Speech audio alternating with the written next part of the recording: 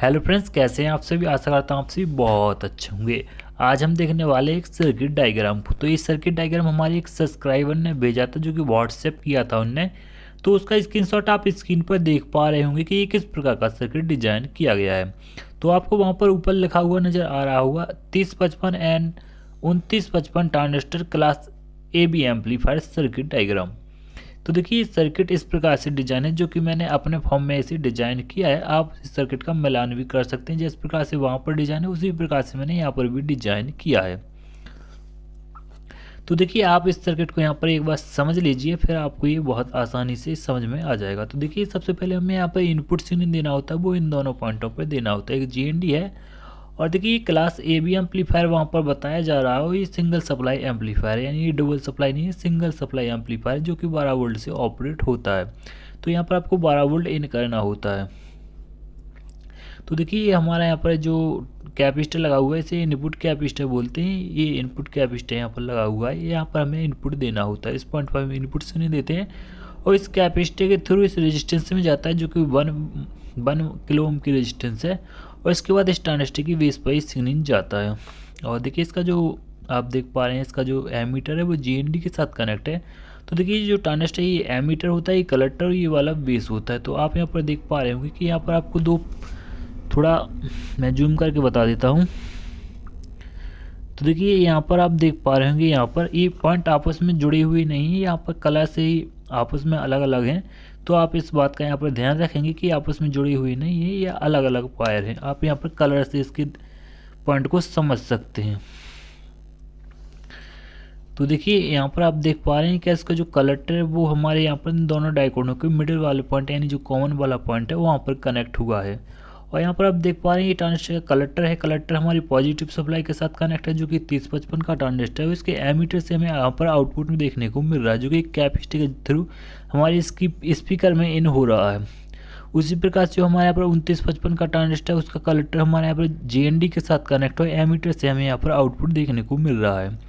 और जैसा कि आप देख पा रहे हैं यहाँ पर जो बेस है, यहाँ पर B लिखा हुआ है, यानी बेस है, ये हमारे यहाँ पर एक डाइकोड के थ्रू इस कलेक्टर के साथ कनेक्ट है। और वहीं पर एक 100 किलो ओम की रेजिस्टेंस लगाकर इसे इस ट्रांजिस्टर के बेस के साथ भी कनेक्ट किया गया है। और आप यहाँ पर देख पा रहे हैं 680 ओम 1 वाट की रेजिस्टेंस हमारी पॉजिटिव से कनेक्ट है, जो कि इस ट्रांजिस्टर के कलेक्टर के साथ कनेक्ट है, जो कि इस ट्रांजिस्टर को कंडक्ट कराती है। तो देखिए आप इस डाइकोड की क्वालिटी को वहाँ पर देख लीजिएगा। उस स्क्रीन पर आपको जो सर्किट डायग्राम है उसका स्क्रीनशॉट भी नज़र आ रहा हो, तो आप उसे भी वहाँ पर भी देख लीजिएगा, जिससे कि आपकी यहाँ पर क्लियरिटी बनी रही। तो देखिए जैसा कि आप जानते हैं जो डाइकोड होता है वो रिवर्स में काम करता है, यानी जो हमारे यहाँ पर डाइकोड का एनोड और कैथोड होता है, या फिर आप इस प्रकार से समझ सकते हैं कि जो डाइकोड का प्लस माइनस होता है तो ये उल्टा काम करता है। यदि प्लस साइड से हम नेगेटिव को देते हैं तो चला जाता है, लेकिन हम जब प्लस साइड से प्लस को ही देते हैं तो ये हमारे यहाँ पर काम नहीं करता है। इस प्रकार से हमारे यहाँ पर डाइकोड वर्क करते हैं। तो देखिए आप यहाँ पर देख पा रहे हैं ये हमारे यहाँ पर जो सिल्वर कलर की पट्टी होती है वो हमारे यहाँ पर पॉजिटिव साइड है। और जब यहाँ पर पॉजिटिव साइड है ये, यानी ये पॉजिटिव साइड है, तो इस ट्रांजिस्टर पे तो वोल्टेज आपको देखने को मिलेगा, इस ट्रांजिस्टर के बेस पे आपको वोल्टेज देखने को मिलेगा। लेकिन इस डाइकोड के इस साइड आपको वोल्टेज देखने को नहीं मिलेगा, यानी ये इसका अरेंजमेंट कुछ इस प्रकार से किया गया है कि यहाँ पर आप देख पा रहे होंगे आप यहाँ पर देख पा रहे होंगे कि यहाँ पर जो इसके कलेक्टर से जो भी आउटपुट मिलेगा वो इस ट्रांजिस्टर के बेस पर चला जाएगा, इस डाइकोड के थ्रू इस ट्रांजिस्टर के बेस पर चला जाएगा, लेकिन पॉजिटिव वोल्टेज इस साइड नहीं आ पाएगा। लेकिन ये डाइकोड हमारा इस प्रकार से लगा हुआ है कि इस पॉइंट पर जो भी हमारे यहाँ पर पॉजिटिव वोल्टेज होंगे वो हमारे यहाँ पर जो पॉजिटिव वोल्टेज होंगे वो हमारे यहाँ पर चले जाएंगे, यानी इस मिडिल वाले पॉइंट पर चले जाएंगे, या फिर मिडिल वाले पॉइंट से इस साइड यहाँ पर जो भी नेगेटिव वोल्टेज होगा वो हमारे यहाँ पर इस साइड आ जाएगा।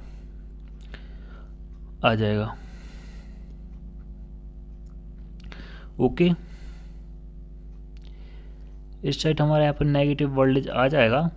और देखिए आप जानते हैं कि जो हमारा C2383 जो हमारे यहाँ पर ट्रांजिस्टर होता है, ये हमारे यहाँ पर NPN ट्रांजिस्टर होता है। तो इसे वोल्टेज यानी इस ट्रांजिस्टर को वर्क कराने के लिए इसकी ट्रांजिस्टर की बेस पे कुछ पॉजिटिव वोल्टेज होने चाहिए, जो कि यहाँ पर आपको वोल्टेज देखने को नहीं मिल रहे पॉजिटिव वोल्टेज। तो इस प्रकार से हमारे यहाँ पर सर्किट काम नहीं करेगा, क्यों नहीं करेगा कि इस ट्रांजिस्टर के बेस पर हमें यहाँ पर पॉजिटिव वोल्टेज देने होंगे तभी ये सर्किट हमारे यहाँ पर वर्क करेगा, अदरवाइज ये ट्रांजिस्टर यानी सर्किट हमारा वर्क नहीं करेगा।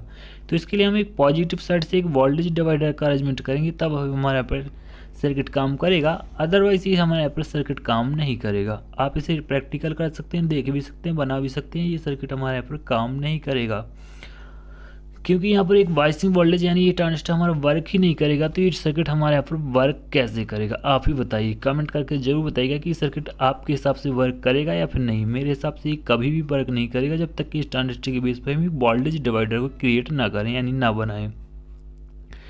तो वीडियो बनाने का मकसद यही था कि उनके जो डाउट थे उन्हें क्लियर करने का था। तो हालांकि आपके डाउट यहाँ पर क्लियर हो चुके होंगे, और फिर भी यदि आपको लगता है कि इस सर्किट काम कर सकता है तो किस प्रकार से कर सकता है अपने तथ्य यहाँ पर यानी अपने आपके जो तर्क हैं वो कमेंट में जरूर शेयर कीजिएगा कि ये सर्किट हमारे यहाँ पर इस प्रकार से वर्क कर सकता है। मेरे हिसाब से ये सर्किट वर्क नहीं करेगा। आप कमेंट में जरूर बताइएगा कि ये सर्किट किस प्रकार से वर्क कर सकता है। हालांकि बहुत सी सारी वेबसाइट आपको देखने को मिलती है, वहाँ पर सर्किट डायग्राम दिए जाते हैं, लेकिन वो सर्किट डायग्राम आपको पता नहीं होता कि टेस्टेड है या फिर नहीं है। आप सर्किट डायग्राम को लेकर यानी कहीं से भी सर्किट डायग्राम को उठाकर एम्पलीफायर को बनाते हैं, काम नहीं करते, फिर आप मुझे कमेंट करते हैं कि सर हमने ये बनाया है वो बनाया है लेकिन काम नहीं कर रहा है। तो काम कैसे करेगा? यदि वो सर्किट डायग्राम ही गलत होगा तो वो कैसे काम करेगा?